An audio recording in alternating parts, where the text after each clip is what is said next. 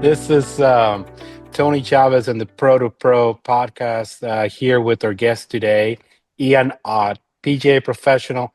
Tell us a little bit more about yourself there, Ian. Sure. So yeah, I've been in the golf business going on 15 years now.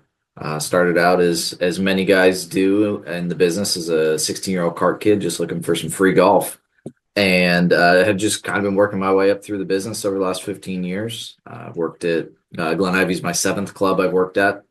Uh-huh. Like I said, I started in Cart Barn as a 16-year-old, and I've been a cart attendant, assistant pro, first assistant pro, head pro, director of golf, and then most recently now a general manager. I went to the University of Colorado PGA golf management program. So I got my PGA card. You went into the golfing profession just like many of us, the normal route, right? You love golf. You want to be in the golf course. You want was golf your first job ever? First job. The joke is first job I ever paid taxes on. Attaboy. Yeah. So, and that's really interesting. You won the PGM route. How do you like that? I thought it was beneficial in some regards, and in other regards not as beneficial. I don't think that either one is perfect. The combination of the classroom setting plus the actual work at a club. Well, it sounds like it kind of gave you an upper hand, right? Yeah, I would say so. I was at your club just recently, and I was walking from the parking lot into the golf shop, and I'm thinking, man, this is the perfect this is the perfect place to work. Great office, great view. I mean, it must be a joy coming into work every day. Absolutely. Yeah. Love coming into work, hate the commute, but that's Southern California traffic for you. In Southern California, you worked at different clubs. You're telling me that you started where? At Yucaipa Valley? Ucaipa Valley, it's like 16 years old as a car kid.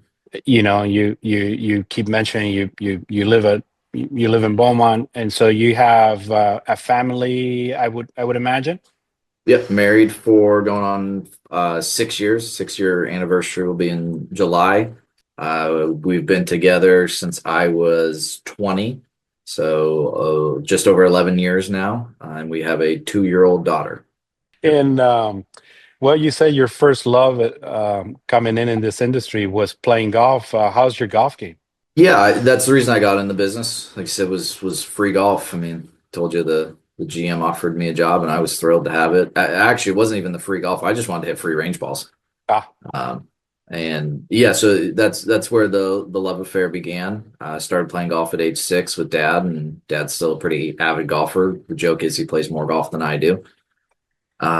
My game was good at one time. I played in junior college and a couple of years of college. hmm. My lowest handicap at one point, I was a +5. Ooh. And that has dwindled significantly with a GM job, an hour and a half commute, and a 2-year-old in the house. So there's unfortunately not as much time for golf as I'd like to have, but I still go out there and play 3 or 4 holes. I mean, but let's be realistic. Who wouldn't want to hit balls of your 18T on a daily basis, right? Can you Pretty tell good. us a Yep. little bit about that?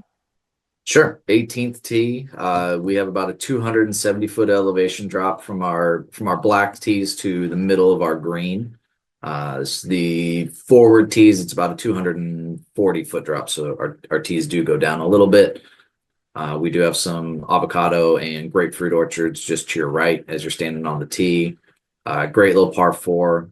Actually, the way the water cuts in up by the green takes driver out of the hands from the longer Mm. players. So even though it's a very big elevation drop, I hit 3 wood off the tee.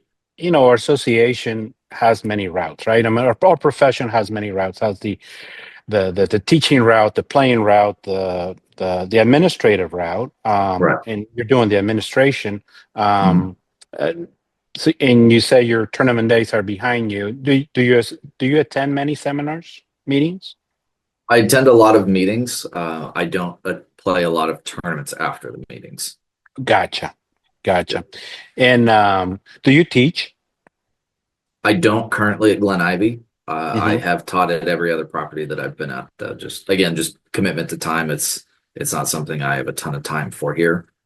growing the game of golf, right? It's is keeping the pipeline of customers coming through our facilities, and you have a beautiful practice facility there. Your crew, how many associates do you have Associates, I have one associate, and then our director of instruction's a member. as a member? Yeah, Nice, nice. And you currently serve in the Inland Empire chapter board, is that correct? correct. So I serve on both the Inland Empire chapter and the SCPGA board in different capacities. So pros from let's call it the high desert, Apple Valley, Victorville. Do you see a challenge on their involvement, or are they very participant?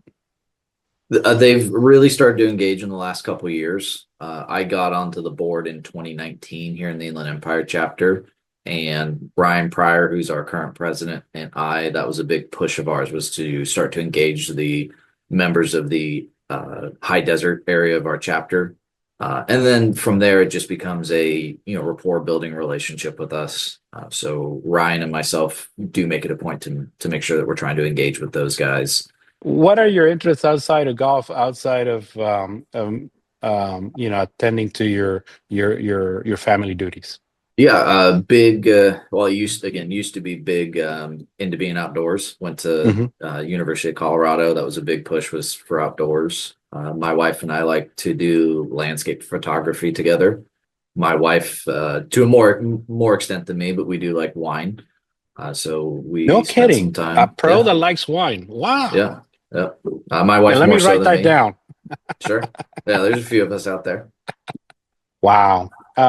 That's beautiful. The many opportunities that our profession allows us to engage in, right? And not only through our upbringing of our career, but also through our customers, right? It helps us relate, don't you think? Absolutely, absolutely. Yeah, I still have members of mine from the Air Force Academy. So that's the golf Mm, course I worked at in Colorado mhm. that I still talk to them. I actually was on the phone with one of them 2 days ago, I think. Part of the message that we're looking to distribute here in this podcast is the getting to know our pros. I mean, we have a large community of associates, people that are aspiring for their Class A Absolutely. membership. If you could look back in time, what would be your best advice for that associate that may be watching this podcast? Yeah, maybe it's a little bit extra time and you feel like you don't have the time to do it, or it's a little bit extra work. And, some of it sometimes is you won't get compensated for that extra work, or a lot of the times you probably won't get compensated to the level that you hope. It pays off in the end. Well, I echo that because when I approach you about, you know, joining this podcast, we're quick to the answer. I'm very thankful and grateful that you say yes. Your message about building relationships, you may say that it just multiplies, right? And Yeah, let's just one more question that I have that I want to ask. You say you started at 16. Well, if you could look back at the EN associate or PGM student, what would be your suggestion? Would you suggest to that person to play more, go to educational seminars, be sure. involved in governance? What would you say? I'm going to bring it back to the saying yes to things, but I'm going to take it a step further and seek out opportunities. Say yes again within reason. Say yes when opportunities are presented to yourself, but don't necessarily wait for those opportunities to be presented either. Go and find those opportunities. Our relation our businesses, especially within PGA, is it's relationships, right? It's the running joke is how small this business is, right? I mean, we will work for the same company, and to go back to your question, the advice I'd give young associates is, again, just put yourself out there. I mean, I went through the PGA magazine that we all get once a month, and I looked at people who were newly elected to membership and or the national. I wrote a lot of thank you or a lot of handwritten notes to people. So Oh, again, nice. the advice I would give is find a way to put yourself out there, whether that's scouring the PGA magazine, sending handwritten notes, or calling up people that you admire in our business and just saying, "You got 30 minutes from me. Like, can I come? Can I come to the club?" From from the bottom of my heart, thank you. This is the Pro2Pro podcast. We're looking to meet the next professional, to meet somebody new. So if you can keep the pipeline going for me, that'll be great. Thank you Will again. do. Thanks for everything you do, Tony. Thank you.